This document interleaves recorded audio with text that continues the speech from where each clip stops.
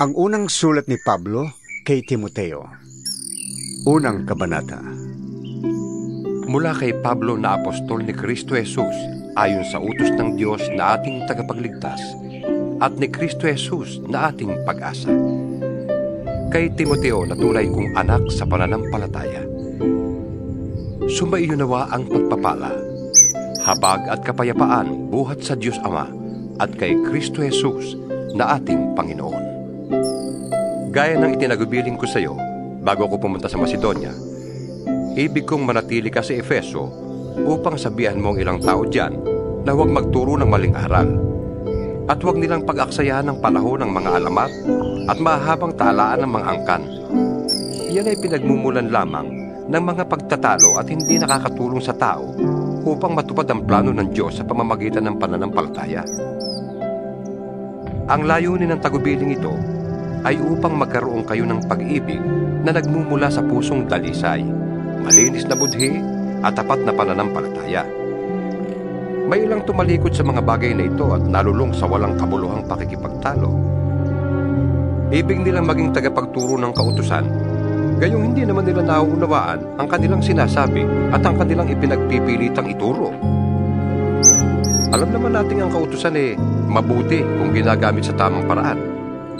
Alalahanin natin ang kautusan ay hindi ginawa para sa mabubuting tao, kundi para sa mga walang kinikilalang batas at mga kriminal, para sa mga hindi kumikilala sa Diyos at mga makasalanan, para sa mga lapastangas sa Diyos at walang hilig sa kabanalan, para sa mga mamamatay tao at pumapatay ng sariling ama o ina. Ibinigay rin ang kautusan para sa mga mahihilig sa kahalayan at nakikiapit sa kapwa lalaki, para sa mga kidnapper, para sa mga sinungaling, at mga saksing hindi nagsasabi ng totoo. Ang kautusan ay ibinigay para sa lahat ng mga sumasalungat sa mabuting aral. Ang aral na ito'y ayon sa magandang balita na ipinagkatiwala sa akin ng dakila at mapagpalang Diyos. Nagpapasalamat ako sa ating Panginoong Hesukristo na nagbibigay sa akin ng lakas, dahil itinuring niya akong karapat-dapat na maglingkod sa Kanya. Kahit na noong unay nilapastangan, inusi at nilait ko siya. Sa kabila nito'y nahabag sa akin ng Diyos, sapagkat hindi ko nalalaman ang aking ginagawa noong ako'y hindi pa sumasampalataya. Sumagana sa akin ang kagandahang loob ng ating Panginoon at ipinagkaloob niya sa akin ang pananampalataya at pag-ibig na natatagpuan sa ating pakikipag-isa kay Kristo Jesus. Totoo ang pahayag na ito at dapat paniwalaan ng lahat, na si Kristo Jesus ay dumating sa sanlibutan upang iligtas ang mga makasalanan, at ako ang pinakamasama sa lahat. Ngunit akong pinakamasama ay kinahabagan upang ipakita ni Kristo Jesus kung gaano siya katiyaga at maging halimbawa ito sa mga sasampalataya at bibigyan ng buhay na walang hanggan. Purihin natin at walhatiin magpakailanman ang iisang Diyos, Haring walang hanggan, walang kamatayan at di nakikita. Amen. Timoteo, anak ko, ang mga bagay na ito'y itinatagubilin ko sa iyo ayon sa mga pahayag na sinabi tungkol sa iyo, upang sa pamamagitan ng mga ito ay masigla kang makipaglaban. Nataglay ang matibay na pananampalataya at malinis na budhi. May mga taong hindi sumunod sa kanilang budhi, at dahil dito, ang pananampalataya nila ay natulad sa isang barkong nawasak. Kabilang sa mga iyon sina Himeneo at Alejandro. Kaya ipinaubaya ko na sila kay Satanas upang matigil na kanilang paglapastangan sa Diyos. Ikalawang kabanata. Una sa lahat, ipinapakiusap kong idulog ninyo sa Diyos ang inyong mga kahilingan, panalangin, pagsamo, at pasasalamat para sa lahat ng tao, at para sa mga hari at may kapangyarihan, upang tayo makapamuhay ng tahimik, payapa, marangal, at may kabanalan. Yan ang mabuti at nakalulugod sa Diyos na ating tagapagligtas. Ibig niyang ang lahat ng tao ay maligtas at makaalam ng katotohanan ito. Iisa ang Diyos at iisa ang tagapamagitan sa Diyos at sa mga tao, ang taong si Kristo Jesus, na naghandog ng kanyang buhay upang tubusin ang lahat. Ang katotohanan ito ay pinatunayan sa takdang panahon. Dahil dito, ako'y pinili upang maging tagapangaral, apostol, at tagapagturo ng pananampalataya at katotohanan ito sa mga hintil. Totoo ang sinasabi kong ito at hindi ako nagsisinungaling. Ibig kong ang mga lalaki sa lahat ng dako ay manalangin ng may malinis na puso, walang sama ng loob at galit sa kapwa. Ang mga babae naman ay dapat maging mahinhin, maayos at maingat sa pananamit at ayos ng buhok. Ang maging hiyas nila'y hindi ang mamahalin at mararangyang damit, mamahaling alahas na ginto o perlas. Sa halip, ang maging gayak nila ay mabubuting gawa, gaya ng nararapat sa mga babaeng itinuturing na makadiyos. Ang babae ay kailangang tumahimik sa panahon ng pagpupulong ng iglesia at lubos na pasakop. Hindi ko sila pinapayagang magturo o mamuno sa lalaki, kundi dapat silang tumahimik, sapagkat si Adan ang unang nilalang bago si Eva. At hindi si Adan kundi si Eva ang nadaya at nagkasala. Ngunit maliligtas ang babae sa pagsisilang ng sanggol kung magpapatuloy siya sa pananampalataya, pag-ibig, kabanalan at maayos na pamumuhay. Ikatlong kabanata. Totoo ang pahayag na ito, na ang nagnanais na maging tagapangasiwa sa iglesia ay naghahangad ng mabuting gawain. Kaya nga, ang isang tagapangasiwa ay kailangang walang kapintasan. Isa lamang ang asawa, marunong magpigil sa sarili, maingat, kagalang-galang, bukas ang tahanan sa iba, at may kakayahang magturo.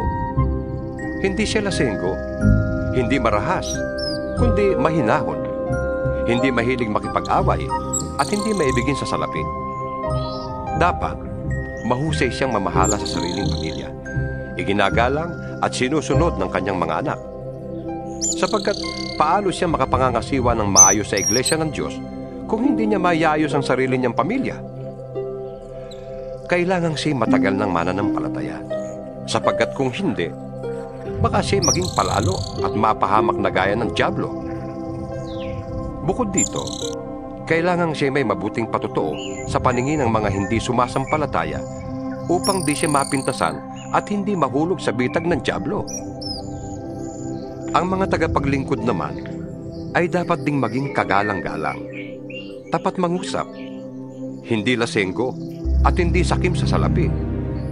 Kailangan sila'y tapat sa pananampalataya na ating ipinapahayag at may malinis na budhi. Kailangang subukin muna sila, at kung mapatunayan sila'y karapat-dapat, ay saka sila gawing tagapaglingkod. Gayon din naman, ang mga babaeng tagapaglingkod ay dapat na maging kagalang-galang, hindi tsismosa, mapagtimpi, at matapat sa lahat ng mga bagay. Ang mga tagapaglingkod sa iglesia ay dapat isa lamang ang asawa at maayos mga siwa sa kanyang mga anak at sambahayan. Ang mga tagapaglingkod na tapat sa tungkulin ay iginagalang ng mga tao at buong tiwalang makapagpapahayag tungkol sa pananampalataya kay Kristo Jesus. Umaasa akong magkikita tayo sa lalong madaling panahon. Ngunit isinulat ko ang mga ito upang kung hindi ako makarating agad, ay malaman mo kung ano dapat na maging ugali ng mga taong kabilang sa sambahayan ng buhay na Diyos sa iglesia na haligi at saligan ng katotohanan. Hindi maikakaila na napakadakila ng hiwaga ng ating relihiyon.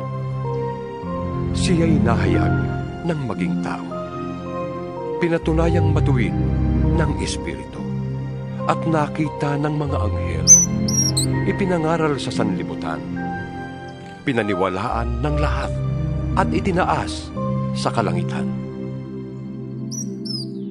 Ika-4 na kabanata. Maliwanag ang sinasabi ng Espiritu na sa mga huling araw ay iiwan ng ilan ang pananampalataya. Susunod sila sa mga mapanlinlang na espiritu at sa mga turo ng mga demonyo. Ang mga turong ito'y pinalalaganap ng mga taong sinungaling at may mga manhid na budhi. Ipinagbabawal nila ang pag-aasawa at ang ilang uri ng pagkain.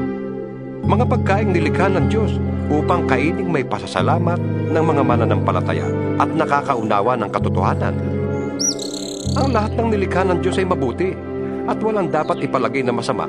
Sa halip ay dapat tanggaping may pagpapasalamat, sapagkat ang mga ito'y nililinis ng salita ng Diyos at ng panalangin.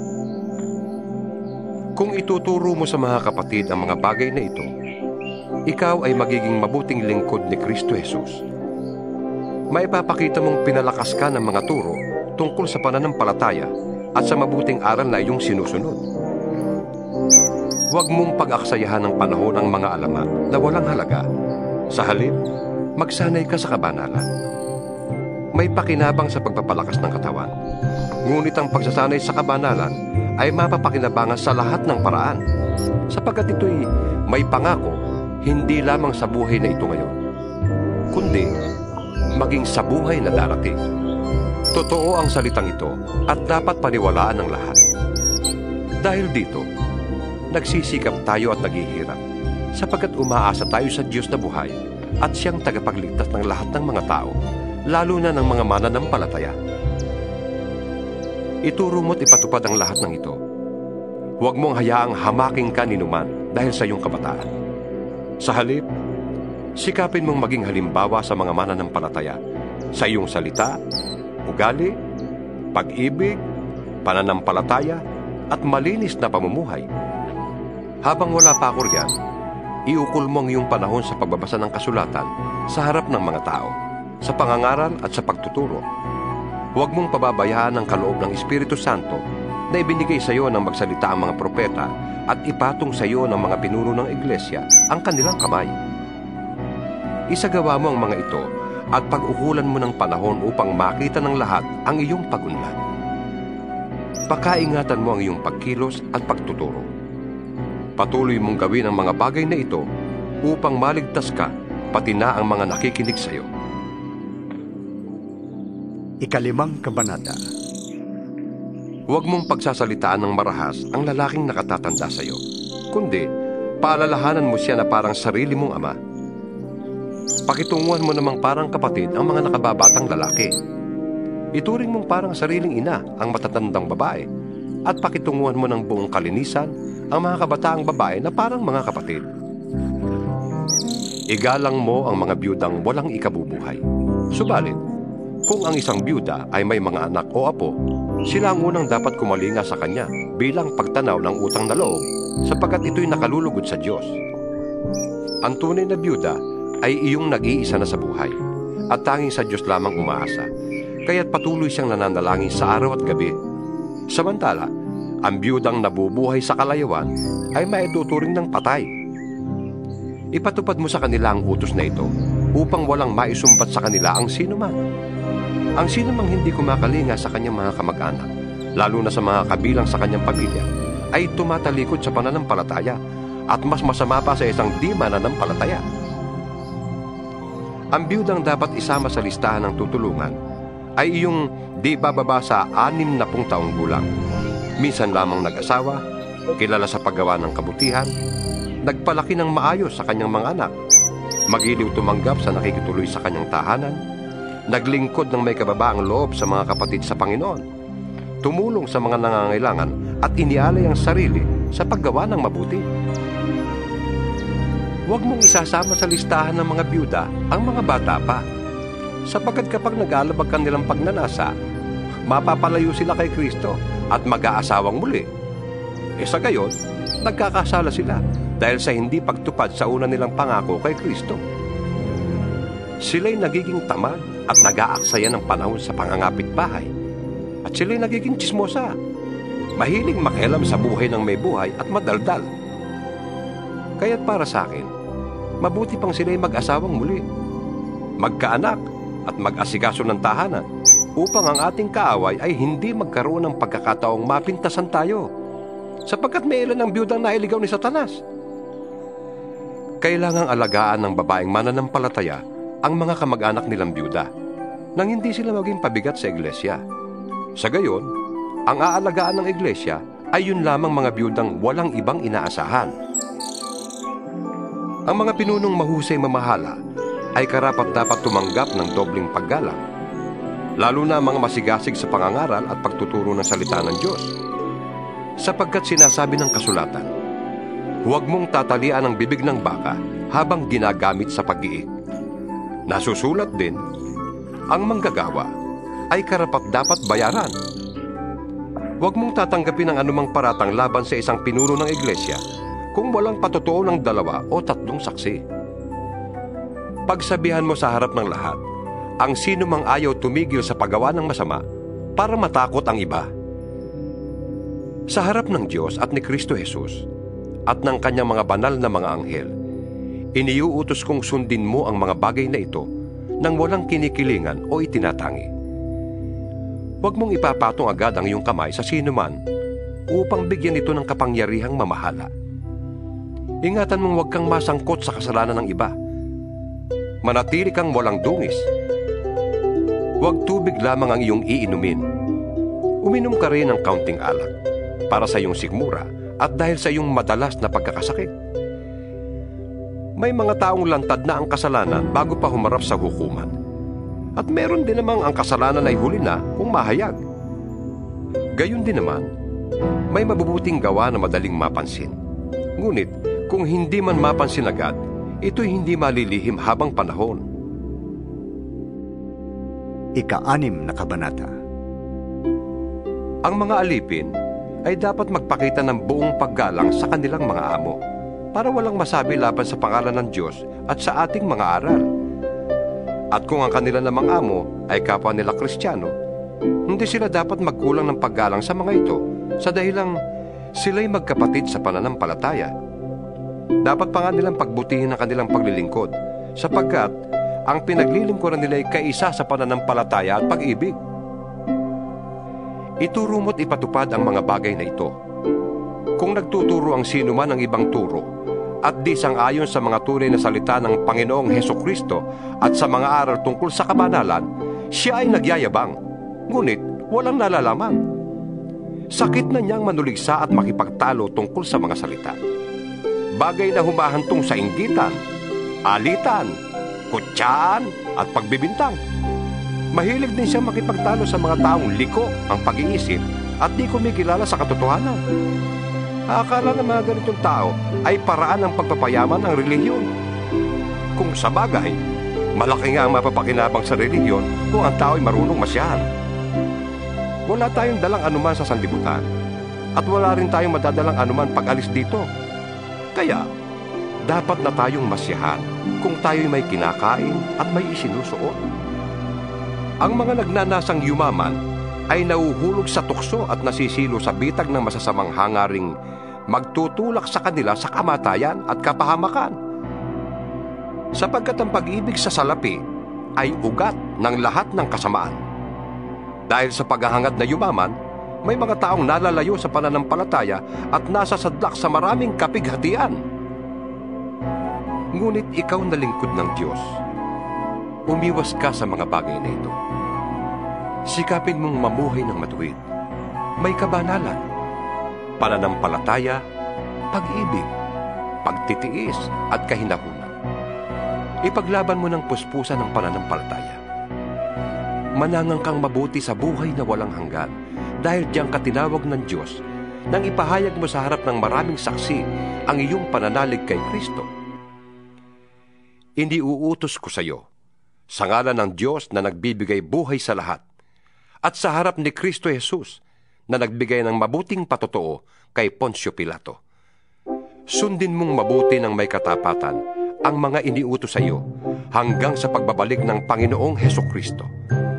Siya'y darating sa panahong itinakda ng mapagpala at makapangyarihang Diyos, Hari ng mga hari at Panginoon ng mga Panginoon.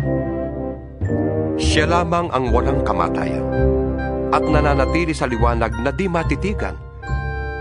Walang taong nakakita o makakakita sa Kanya. Sa Kanya ang karangalan at kapangyarihang walang hanggan. Amen. Ituro mo sa mayayaman na huwag silang magmamataas at huwag silang umasa sa kayamanang lumilipas, kundi sa Diyos na masaganang nagbibigay ng lahat ng ating kailangan upang tayo'y masiyahan. Turuan mo silang gumawa ng mabuti at magpakayaman sa mabuting gawa. Maging bukas palad at matulungin sa kapwa. Sa gayon, makakapag-impok sila para sa matatag na hinaharap at makakamtan nila ang tunay na buhay. Timoteo, pakaingatan mo ang ipinagkatiwala sa iyo.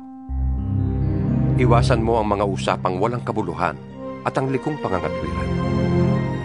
Dahil sa kanilang pagmamarunong, may mga taong nalihis sa pananampalataya.